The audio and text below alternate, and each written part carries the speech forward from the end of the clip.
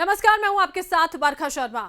क्या दुनिया तीसरे विश्व युद्ध के मुहाने पर आकर खड़ी हो गई है? यह सवाल इसीलिए क्योंकि जिस तरह से रूस लगातार आक्रामक रुख यूक्रेन के खिलाफ अख्तियार कर रहा है, उसने पूरी दुनिया की चिंताओं को और ज्यादा बढ़ा दिया है। पिछले लंबे वक्त से रूस ने यूक्रेन की सीमा पर अपने सैनिकों की तैनाती को बढ़ा दिया है और इसी के साथ साथ अमेरिका की जो कोशिशें हैं इस पूरे की पूरी स्थिति को नियंत्रण में करने की, वो भी खत्म होती हुई कहीं ना कहीं नजर आती हैं। अभी हाल ही की बात करते हैं तो अमेरिकी राष्ट्रपति जो बाइडेन ने रूस के राष्ट्रपति व्लादिमीर पुतिन से करीब 1 घंटे तक फोन पर बातचीत की, लेकिन कहा यह जा रहा है कि यह पूरी बातचीत जो है वो बेनतीजा रही। जो बाइडेन की ओर से ट्वीट यहां पर किया गया और यह कहा गया कि अगर रूस यूक्रेन पर हमला कर देता है तो उस पर कड़े आर्थिक प्रतिबंध लगाए जाएंगे, लेकिन ऐसा पहली बार नहीं होगा। इसी तरह के प्रतिबंधों की बात पहले भी की जा चुकी है, लेकिन क्या व्लादिमीर पुतिन इस स्थिति को सहज तरीके से ठीक करने वाले हैं, पीछे हटने वाले हैं? सवाल इस बात को लेकर लगातार बने हुए हैं। मौजूदा स्थिति की बात करते हैं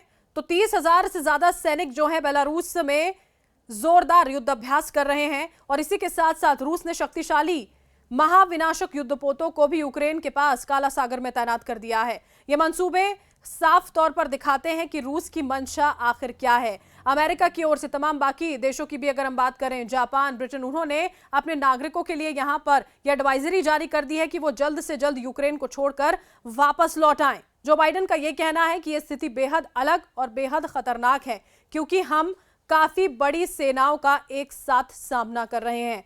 रूस ने S-400 एयर डिफेंस सिस्टम को भी देखिए तैनात कर दिया है। पिछले 20 दिनों की अगर हम बात करते हैं तो लगातार जोरदार किलेबंदी यूक्रेन के खिलाफ रूस की ओर से की जा रही है। अब कई लोगों के जहन में सवाल इस बात को लेकर है कि आखिर यह दबाव की रणनीति क्यों अपनाई जा रही है, क्योंकि रूस को यह परेशानी है कि अगर यूक्रेन पश्चिमी देशों के सुरक्षा संगठन नाटो में शामिल हो गया, उसमें उसको जगह मिल गई, तो वो रूस की परेशानी को बढ़ा देगा। यह संघर्ष की स्थिति पहली बार नहीं है जो यूक्रेन को देखने को मिल रही है। 2014 में भी इसी तरह की स्थिति थी जब रूस ने क्रीमिया पर कब्जा कर लिया था और उस वक्त के हालात कैसे थे देखिए। कई लोग विस्थापित हो गए थे, हजारों लोगों की जान चली गई थी और अगर एक बार फिर से युद्ध होता है तो स्थिति वही होगी।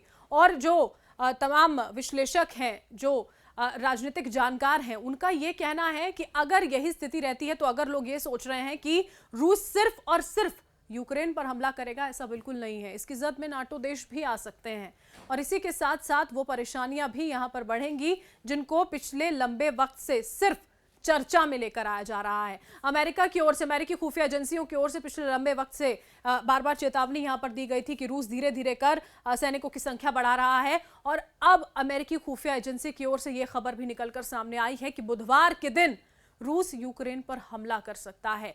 जिस तरह से सेना की तैनाती की गई है, जानकार ये भी कहते हैं कि व्लादिमीर पुतिन सिर्फ और सिर्फ दबाव बनाने की राजनीति यहां पर नहीं कर रहे हैं। अगर वो वहां पर अपने सैनिकों को लेकर मौजूद है उनकी पूरी सेना, तो वो शायद पीछे नहीं हटेंगे और इसका पूरा का पूरा परिणाम और अंजाम कैसा होगा वो सब जानते हैं।